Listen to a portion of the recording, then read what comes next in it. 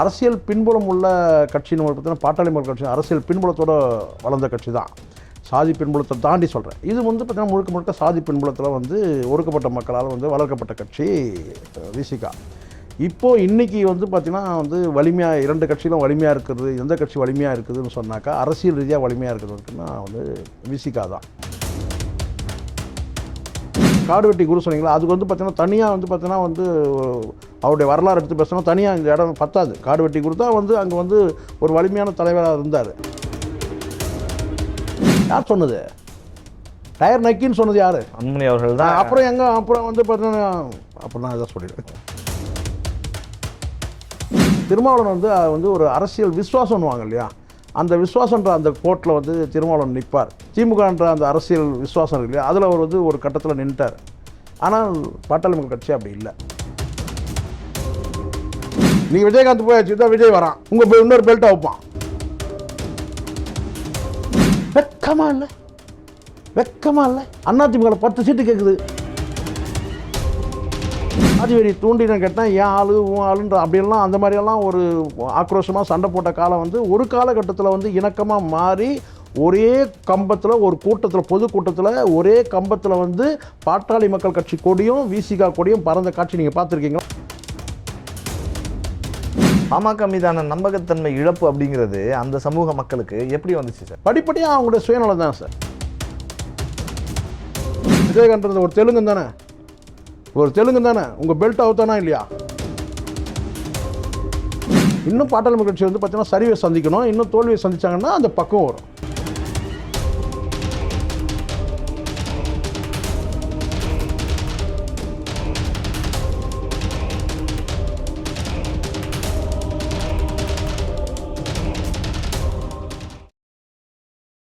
அக்காடு voice நேயர்களுக்கு பிரபாகரனின் அன்பு வணக்கம். இன்றைய அரசியல் களம் நிகழ்ச்சியில் நம்மோட இணைந்திருப்பவர் மூத்த பத்திரிகையாளர் சேகுவரா ஜெய்சங்கர் சார் அவர்கள். வணக்கம் சார். வணக்கம்.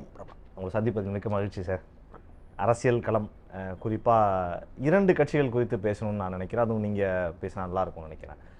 2 கட்சிகள் தொடர்ந்து சாதிய ரீதியான கட்சிகள், சாதிய சமூக ரீதியான மக்களை வைத்துக்கொண்டு அரசியல் செய்கிறாங்கன்னு ஒரு குற்றச்சாட்டு இருக்குது. இந்த 2 கட்சிகளுமே எல்லா சைடுமே மாறி மாறி இருந்திருக்காங்க. 2 பேருமே திமுக கூடவும் சேர்ந்து பயணிச்சிருக்காங்க, அதிமுக கூடவும் சேர்ந்து பயணிச்சிருக்காங்க. ஒரு கட்சி விசிகா, இன்னொரு கட்சி பாமக. இவங்க 2 பேருடைய அரசியல் களம் அப்படிங்கிறது நாடாளுமன்ற தேர்தலில் எப்படி இருக்க போகுது? முதல்ல ஆரம்ப காலத்தை பற்றி பேசிடுவோம். ஒரே ஒரு லைனில் சொல்லுங்கள். விசிகான்ற அந்த கட்சி எந்த பின்புலமும் இல்லாமல் திருமாவளவன் கொண்டு வந்தார். நீங்கள் சொல்கிறது சாதி பின்புலம் இருக்குதானா? இருக்குதான், இல்லைன்னு சொல்ல. நான் அதை தாண்டி அரசியல் பின்புலம் இருக்கா, அவர் அந்த துணையோடு இருந்தாரான்னு கேட்டால் நிச்சயமாக இல்லவே இல்லை. முழுக்க முழுக்க அவர் சுயமாக ஒரு என்ன அதனால தான் சுயம்பு தலைவர் சொல்லுவாங்களே, சுயமாக வந்தவர் தான் திருமாவளவன். தேர்தல் பாதை திருடர் பாதைன்னு சொல்லி தேர்தலை புறக்கணிச்சுட்டு வந்தவங்க தான். ஆனால் எந்த அரசியல் கட்சியோட பின்புலமாவோ அதில் இருக்கிற தலைவருடைய பார்த்திங்கன்னா ஒரு பின்புலமாக இருந்தாலும் அந்த கட்சி உருவாகல. முழுக்க முழுக்க திருமாவளவன் அவர்கள் அந்த கட்சியை வழிநடத்தி கொண்டு வந்திருக்கார் இது வரைக்கும்.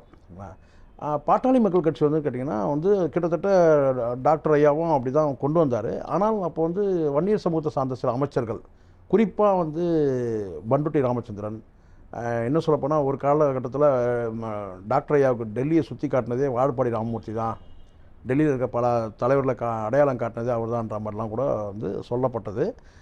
பண்டுட்டி ராமச்சந்திரன் எம்ஜிஆர் காலத்தில் உங்களுக்கு தெரியும், எம்ஜிஆர் பொதுவாகவே பார்த்தீங்கன்னா எந்த மாற்று அரசியல் கட்சிகள் அவ்வளோ ஈஸியாக வளர்த்துட மாட்டாங்க. எம்ஜிஆர் உடல்நிலை பாதிக்கப்பட்டு பலவீனமாக இருந்த காலகட்டத்தில் தான் வேகமாக பாட்டாளி மக்கள் கட்சி வளர்ந்தது.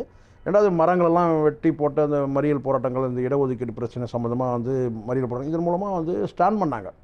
அதாவது அரசியல் கட்சியாக வலிமைப்பட்டது. ஆனால் திருமாவளவன் அவர்களை பொறுத்தவரைக்கும் கேட்டால் கொஞ்சம் கொஞ்சமாக தான் அவருடைய வலிமையை அடுத்தடுத்த நிலையில் காட்டினார். அதனால் அரசியல் பின்புலம் உள்ள கட்சின்னு பார்த்தீங்கன்னா பாட்டாளி மக்கள் கட்சி அரசியல் பின்புலத்தோடு வளர்ந்த கட்சி தான். சாதி பின்புலத்தை தாண்டி சொல்கிறேன். இது பார்த்தீங்கன்னா முழுக்க முழுக்க சாதி பின்புலத்தில் ஒடுக்கப்பட்ட மக்களால் வளர்க்கப்பட்ட கட்சி விசிகா. இப்போது இன்றைக்கி பார்த்திங்கன்னா வலிமையாக இரண்டு கட்சியிலும் வலிமையாக இருக்கிறது. எந்த கட்சி வலிமையாக இருக்குதுன்னு சொன்னாக்கா அரசியல் ரீதியாக வலிமையாக இருக்குதுன்னா விசிகா தான். என்ன ஏன் அந்த வலிமையாக இருக்குது அப்படின்னு சொல்லி கேட்டிங்கன்னா, நிலைப்பாட்டில் பார்த்தீங்கன்னா 2 கட்சிகளுமே மாறி மாறி திராவிட கட்சிகளோட கூட்டணி வச்சது தான். ஆனால் திருமாவளவன் ஒரு அரசியல் விசுவாசம்னுவாங்க இல்லையா, அந்த விஸ்வாசன்ற அந்த கோர்ட்டில் வந்து திருமாவளவன் நின்று இருக்கிறார். திமுகன்ற அந்த அரசியல் விசுவாசம் இருக்கு இல்லையா, அதில் அவர் வந்து ஒரு கட்டத்தில் நின்றுட்டார். ஆனால் பாட்டாளி மக்கள் கட்சி அப்படி இல்லை. எப்போதும் அவங்க நிலைப்பாட்டை மாற்றிப்பாங்கன்ற அந்த ஒரு சந்தேக பார்வை இருக்குது.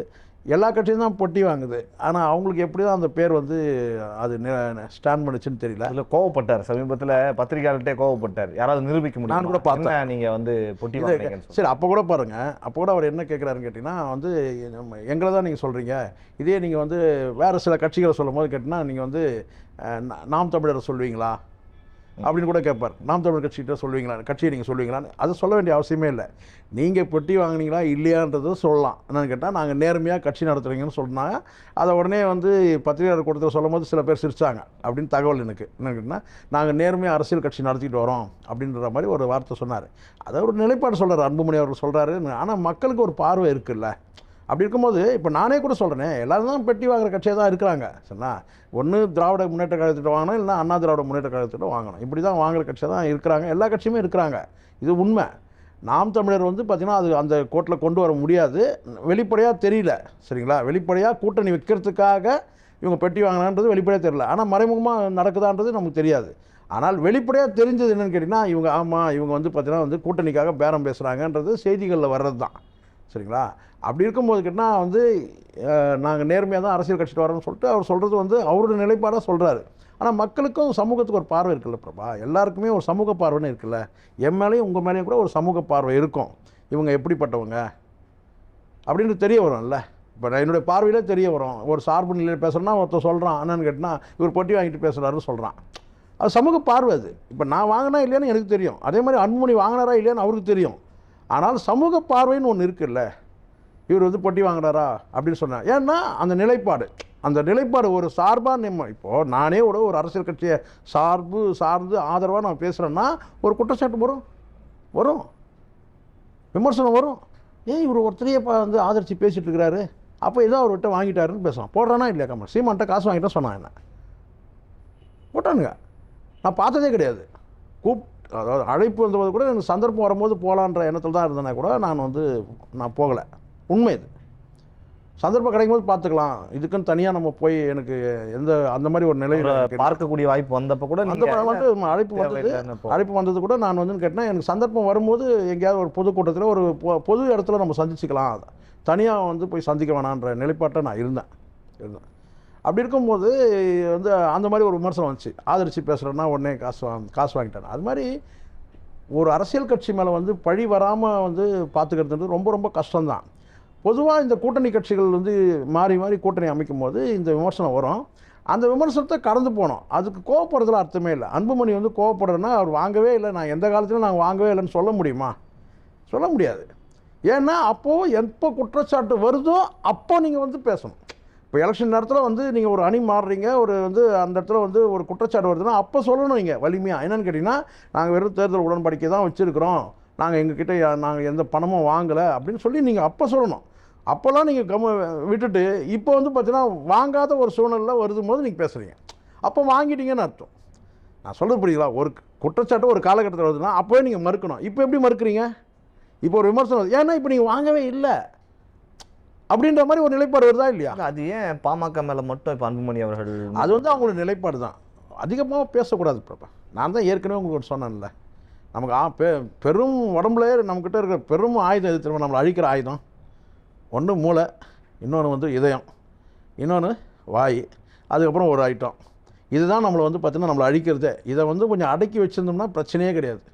நம்மளை தேடி யாரும் வரமாட்டாங்க, எந்த விரோதமும் வரமாட்டான், எந்த போலீஸும் தேடி வராது. இந்த 4 ஐட்டமும் வந்து பார்த்திங்கன்னா கொஞ்சம் அடக்கி வச்சுன்னா நல்லது. இந்த 4 இல்லைன்னா நமக்கு வந்து நம்ம அழிய போகிறோன்னு அர்த்தம். இந்த 4 ஐட்டம் தான் நான் சொன்ன, அதுதான் மூளையும் இதயமும் வாயும். ஆணுக்குன்னா ஆண் அந்த அடையாளமும், பெண்ணுன்னா பெண்ணுக்கு இந்த அடையாளக்குறியும் வந்து பார்த்தீங்கன்னா அடக்கி வச்சுட்டாக்க பிரச்சனையே கிடையாது. அது ஆட்டம் மட்டும் தான் பிரச்சனையே நமக்கு. வாய் தானே, நீங்கள் தானே டயர் நக்கின்னு சொன்னீங்க. யார் சொன்னது டயர் நக்கின்னு சொன்னது? யார்? அன்புமணி அவர்கள் தான். அப்புறம் வந்து பார்த்தீங்கன்னா அப்புறம் நான் இதான் சொல்லிடுவேன். அப்புறம் அங்கே போய் நக்குறது யார்? அந்த டயர் நக்குறது யார்? டயர் நக்கிங்க இல்லையா? 2 பேரும் டயர் நக்கிங்க சொன்னீங்களா இல்லையா? சொன்னீங்களா இல்லையா? அப்புறம் போயிட்டு அந்த அந்த டயர் நக்குனது யார்? நீங்கள் தான் நக்குனீங்க. துண்டு சீட்டுன்னு சொன்னது யார்? சொல்லுங்கள். கரெக்டுங்களா? இப்போ திருமாவளவன் எப்படி யோசிச்சு பாருங்கள். நான் ஏதோ தூக்கி பேசுனதுக்காக பேசுகிறேன்.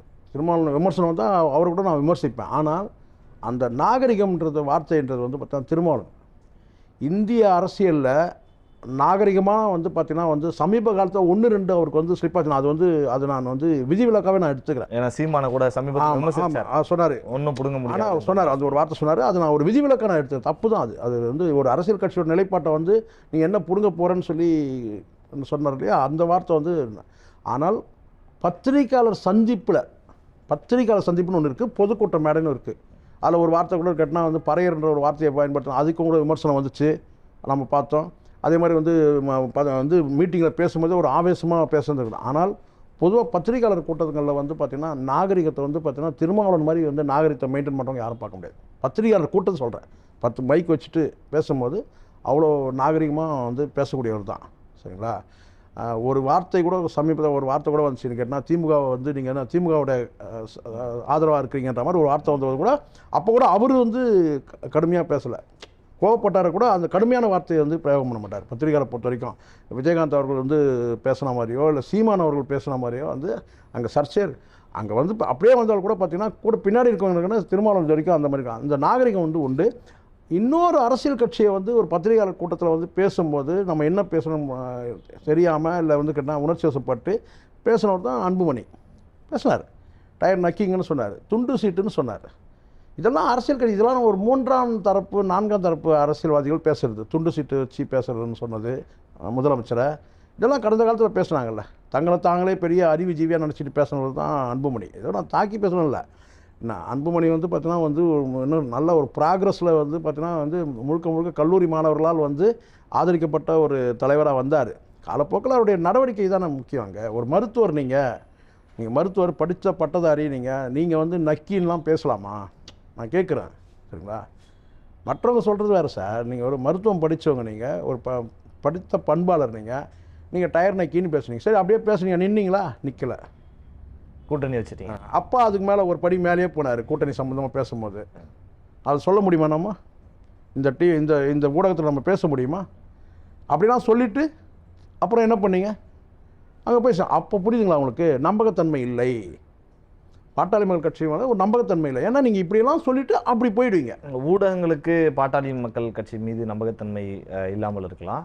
அதே மாதிரி நீங்கள் சொல்கிற மாதிரி வெகுஜன மக்களுக்கு இல்லாமல் இருக்கலாம். ஆனால் சமுதாய வாக்குகள், சமுதாயத்தை சார்ந்த மக்கள், அவங்க சார்ந்திருக்கிற சமூக சார்ந்த வாக்குகள் இருக்குல்ல, அதனுடைய அந்த வாக்கு வங்கிங்கிறது அப்படி தான். அந்த வாக்கு வங்கி இருந்தால் ஏன் பிரபா வந்து இப்படி அலமோதணும்? இவங்க கூப்பிடுவாங்களா அவங்க கூப்பிடுவாங்களான்னு சொல்லிட்டு அதுவும் இல்லை. டாக்டர் ஐயா, ஆமாம், டாக்டர் ஐயா சொல்கிறார்ல, தேசிய கட்சியோடு நாங்கள் கூட்டணி அமைப்போம்னு சொல்லிட்டு ஏன் இன்றைக்கி வரைக்கும் டிக்ளேர் ஆகாமல் இருக்குது? விசிகா கிட்டத்தட்ட டிக்ளேர் ஆகிடுச்சே, டிக்ளேர் ஆகிடுச்சு இல்லை? நீங்கள் இன்னும் இழுபறியில் தானே இருக்கிறீங்க. நீங்கள் சொல்ல வேண்டியதானே நாங்கள் தனித்து நிற்கிறோம் சொல்லிட்டு போயிட்டே இருக்கலாமே. உங்களை யார் என்ன சொல்ல போகிறாங்க? தனித்து நிற்கிறோம் சொல்லுங்கள். சொல்ல முடியல. இப்போவும் நீங்கள் எங்கேயோ ஒரு கட்சிக்கு போகணுன்ற நிலையில் தானே இருக்குது. கண்டிப்பாக அதிமுக போகணும், இல்லை கழுத கட்டால் குட்டிச்சவர் பிஜேபி கிட்ட வரணும். என்ன காரணம் சார்? ஏன் அந்த மக்களும் நம்மளன்னு சொல்லுவாங்க? அதுதான் பிரபா. நீங்கள் இப்போது பிள்ளைகள் எல்லாமே வளர்ந்து வந்துட்டாங்க. நீங்கள் சாதின்றது வந்து பார்த்திங்கன்னா வந்து அது வந்து இருக்குதானா? இருக்குது. ஆனால் அந்த சாதின்ற அந்த வெறி இருக்குதுல்ல, அது வந்து இப்படி நீ கொஞ்சம் கொஞ்சமாக மாறிக்கிட்டு வருது. சாதி இருக்குது, சாதி பற்று வேறு, சாதி வெறி வேறு. புரியுங்களா? அந்த சாதி வெறின்றதுன்னு கேட்டால் இன்னொரு சாதியை வந்து பார்த்திங்கன்னா சாடுற இடத்துக்கு போயிடும். சாதி பற்று கேட்டால் நம்ம சாதிக்காரன், நமக்கானவன், நம்ம ஆள் இவன் அப்படின்றது இருக்குது.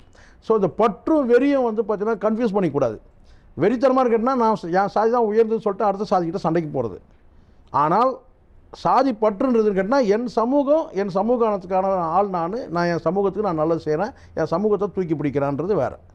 இங்கே தான் குழப்பமே ஆகுது. இவங்கெல்லாம் ஒரு காலகட்டத்துக்கு மேலே சாதி வெறியை தூண்டினாங்க. சாதி வெறி தூண்டினு கேட்டால் ஏன் ஆளு உன் ஆளுன்ற அப்படியெல்லாம் அந்த மாதிரியெல்லாம் ஒரு ஆக்ரோஷமாக சண்டை போட்ட காலம் வந்து ஒரு காலகட்டத்தில் வந்து இணக்கமாக மாறி ஒரே கம்பத்தில் ஒரு கூட்டத்தில் பொதுக்கூட்டத்தில் ஒரே கம்பத்தில் வந்து பாட்டாளி மக்கள் கட்சி கொடியும் விசிகா கொடியும் பறந்த காட்சி நீங்கள் பார்த்துருக்கீங்களா? நான் பார்த்துருக்கேன். ஒரே கம்பத்தில் ஒரே கொடியை தூக்கி வந்து ஒரு மாநாட்டில் கலந்துக்கும் போது ஒரு கம்பத்தில் 2 கொடியும் பறக்கும். அதெல்லாம் பார்க்கறதுக்கு இன்னொரு கண் வேணும்னு சொல்லுவாங்க. நீங்கள் எந்த சாதியெல்லாம் வந்து பார்த்தீங்கன்னா இன்றைக்கி மோதிக்குதோ அந்த குறிப்பிட்ட 2 சமூகம் வந்து பார்த்தா அந்த அளவுக்கு ஒரே மேடையில் வந்து பார்த்தீங்கன்னா தகப்பனும் பிள்ளை மாதிரி உட்காந்துருப்பாங்க. அன்புமணியும் கூட அப்படி உட்காந்துருக்க மாட்டார் டாக்டர் ஐயாவோட. எப்படி பிளவுப்பட்டாங்க? இவங்க சதி பண்ணாங்க, அவங்க சதி பண்ணாங்கன்னா எனக்கு கோவம் வந்துடும். அப்புறம் இதில் யாரும் சதியெல்லாம் பண்ண சொன்னீங்கன்னா இப்போ சின்ன குழந்தையா நீங்கள்? டாக்டர் ஐயா வந்து சின்ன ஒரு 12 வயசு பையன், திருமாவளவன் வந்து ஒரு 8 வயசு பையனா? அது இல்லை. நீ பெரியவனா நான் பெரியவனான்ற அந்த மோதல் வருதுன்னு கேட்டால் வந்து அவங்கவுங்க கட்சியோட வந்து பார்த்தோன்னா வளர்ச்சி அதை பார்க்கும்போது கேட்டால் பிரிகிறாங்கன்றது தான் உண்மை. ஆனால் 2 பேரும் இங்கே வலிமையாக இருந்திருந்தாங்க இன்றைக்கி அசைக்க முடியாது. தமிழ்நாட்டில் வேறு எந்த கட்சி வளர்ந்துருக்க முடியும்? நாம் தமிழர் வளர்ந்தே இருக்க முடியாது.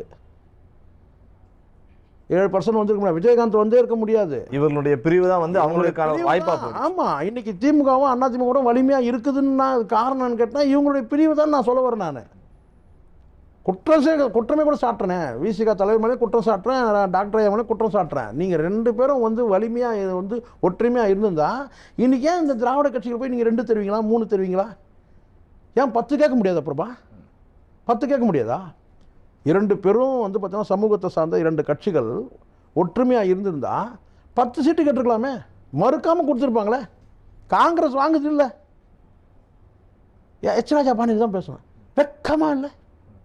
வெக்கமா இல்லை? அதிமுக 10 சீட்டு கேட்குது, பிஜேபி கூட்டணியில் இருந்தால் சொல்கிறேன். தேமுதிக கேட்குது 14 சீட்டு கேட்குது இல்லை? 2 பேரும் வந்து பார்த்தீங்கன்னா அன்றைக்கி எப்படி இருந்தீங்களோ வந்து டாக்டர் ஐயாவும் சரி சொன்னால் 2 சமூகமும் நல்லா இணக்கமாக இருந்திருக்குமே. இந்த வேங்க வயலில் மாதிரி இந்த மாதிரி பிரச்சனையெல்லாம் இருக்கவே இருக்காது. எந்த சாதி பிரச்சனையும் இருந்திருக்காது. அடுத்தடுத்து தென் மாவட்டங்களில் இருக்கிற சாதிகள் கூட பார்த்தீங்கன்னா ஒரு அமைப்பு ரீதியாக கூட ஒன்றா இணைஞ்சிருக்குமே. இப்போ எங்கே கோளாறு யார்கிட்ட நடந்துச்சு?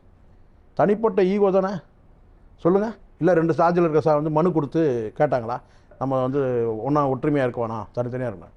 2 தலைவருக்குள்ளே ஒரு ஈகோ பிரச்சனை தான். ஒற்றுமைப்படுத்துறது எது? பாமக மீதான நம்பகத்தன்மை இழப்பு அப்படிங்கிறது அந்த சமூக மக்களுக்கு எப்படி வந்துச்சு சார்? படிப்படியாக அவங்களுடைய சுயநலம் தான் சார். என்ன இதில் மறைக்கிறதுக்கு என்ன இருக்குது?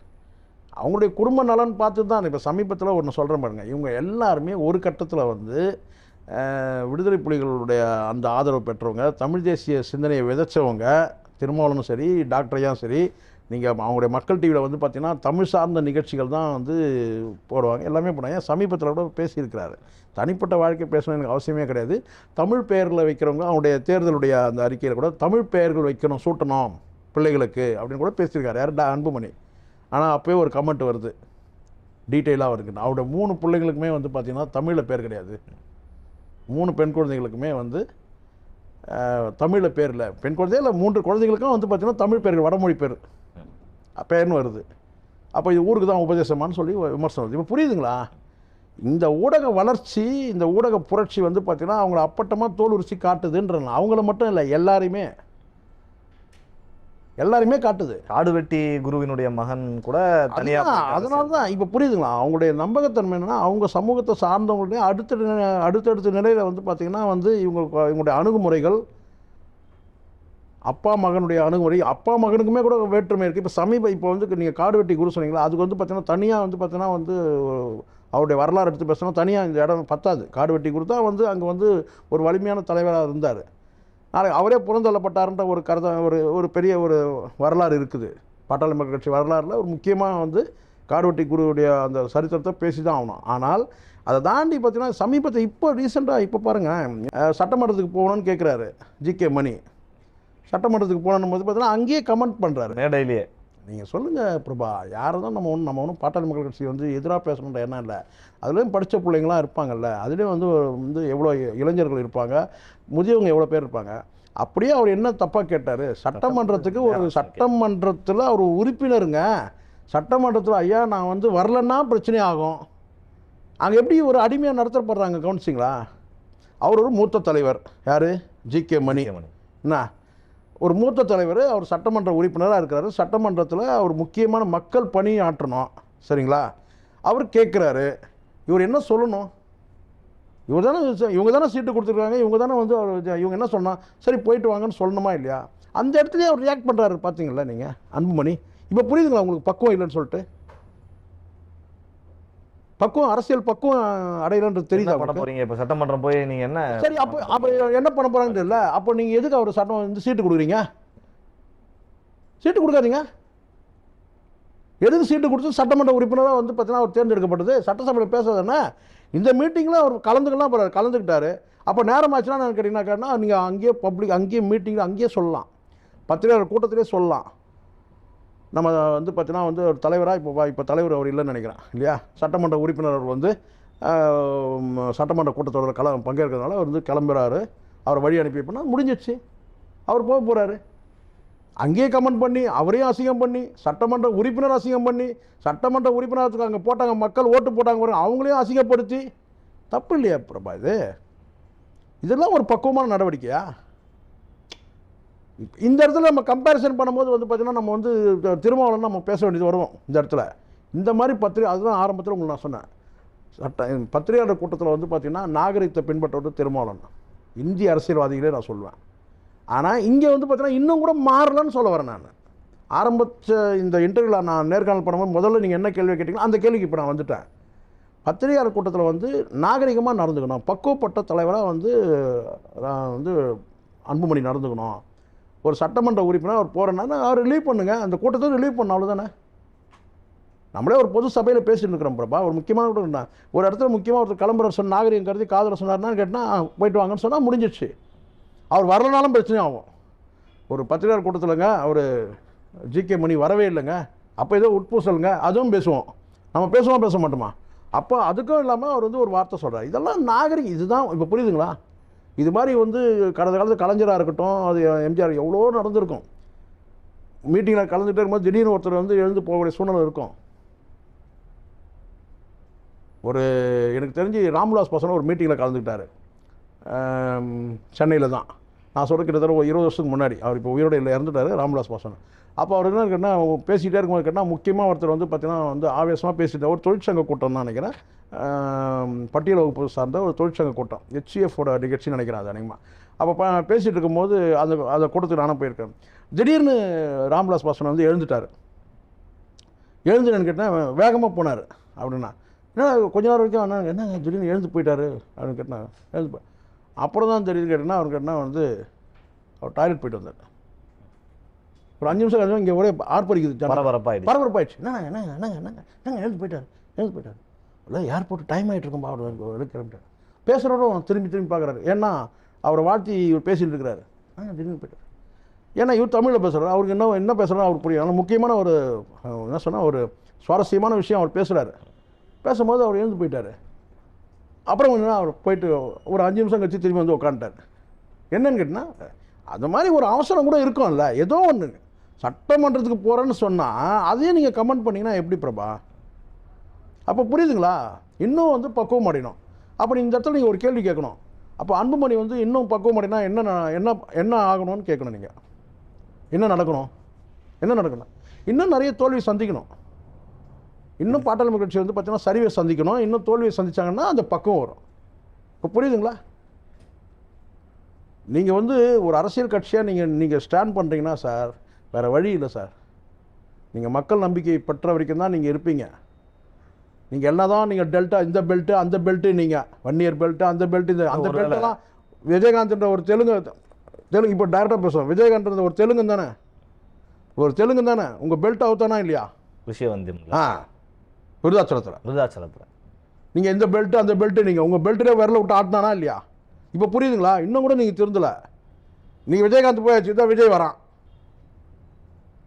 உங்கள் இன்னொரு பெல்ட்டை வைப்பான். இப்போ புரியுதுங்களா? பக்குவம் வேணும் சார். தலைவர் நீங்கள் மக்களை மதிங்க. ஒரு சட்டமன்ற உறுப்பினர் நீங்கள் ஜிகே மணின்னு நினைக்காதீங்க. மக்களோட பிரதிநிதி, மக்களுக்காக தான் போய் பேசணும். சட்டமன்றத்தில் அவர் போய் பேசுறதுல நீங்கள் குறிப்பு ரெக்கார்டில் ஏறணும். அப்படியே உங்களை பேச அனுமதிச்சுறாங்கன்னா எங்கேயோ ஒரு இடத்துல நான் கேட்குறேன், சட்டமன்ற உறுப்பினராக உங்களை பேச அனுமதிக்கலையா? நான் கேட்குறேன். அன்புமணி ரூட்டுக்கே வந்துடும். நம்ம சட்டமன்ற உறுப்பினராக நீங்கள் பேசுகிறத வந்து அனுமதிக்கவே இல்லையா திமுக அரசு? நான் கேட்குறேன், அனுமதிக்கவே இல்லை. ஜெயலலிதா அரசு கூட நீங்கள் சொல்ல முடியும் உங்களை வந்து வாய்ப்பு தரலன்னு சொல்லிட்டு. இந்த திமுக அரசு எல்லாருக்கும் சம வாய்ப்பு கொடுத்து, அதுவும் ஸ்கூல் வாத்தியார் மாதிரி இருக்கிறாரு. யார்? சபாநாயகர். ரொம்ப வித்தியாசம்லாம் கிடையாது. இந்த ஸ்கூல் வாத்தியார்லாம் இந்த பழைய ஸ்கூலில் நீங்கள் பார்த்தீங்கன்னா நகராட்சி பள்ளியில் வந்து ஒரு ஸ்கூல் வாத்தியார் இருப்பார், பார்த்துருப்பீங்க நீங்கள். வேட்டி கட்டிட்டு கணக்கு வாத்தியார் இத்தனைக்கும் அவர் அந்த ஷேப்பில் தான் இருக்கிறாரு. எல்லாருக்கும் வாய்ப்பு தரப்படுது. நீங்கள் சொல்கிற போகிற போக்கில் அவர் என்ன சொல்கிறீங்க, நீங்கள் வாய்ப்பு தரலன்ற மாதிரி சொல்லும் போது நீங்கள் அங்கே போனால் மட்டும் உங்களை பேச விட்ருவாங்களான்றீங்க. அப்படி எந்த இடத்துல உங்களை பேச அனுமதி மறுக்கப்பட்டிருக்கு சொல்லுங்கள்? எல்லாரும் தான் பேசுகிறாங்க அங்கே. அதனால் இதெல்லாம் பக்குவமற்ற தன்மை தான்.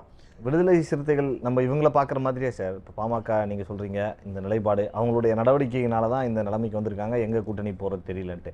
அதே மாதிரி நம்ம விடுதலை சிறுத்தைகள் பார்க்குறப்ப இன்னமும் 1 சீட்டு 2 சீட்டு நீங்கள் சொல்கிற மாதிரி 3 சீட்டு அப்படின்னா, ஆனால் பெரிய அளவிலான வாக்கு நீங்கள் 13 லட்சம் பேர் கூடினாங்க அவங்க நடத்தின கடந்த மாநாட்டில் அப்படின்னு சொல்கிறப்போ, அதுவும் ₹1 பணம் கொடுக்காம இவ்வளோ கூட்டம் இல்லை. இப்போ நான் ஒரு விஷயம் சொல்லட்டுமா, உண்மை சொன்னேன். அந்த 13 லட்சம் பேர் வந்தது வந்து நீங்கள் டைரெக்டாக நான் நேரடியாக சொல்கிறேன்.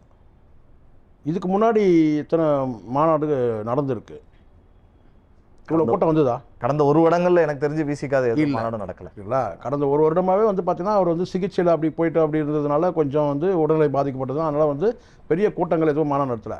இந்த வெல்லும் ஜனநாயகம் அந்த மாநாடு வந்து பார்த்திங்கன்னா பெரிய அளவில் திட்டமிட்டப்பட்டு நடந்தது.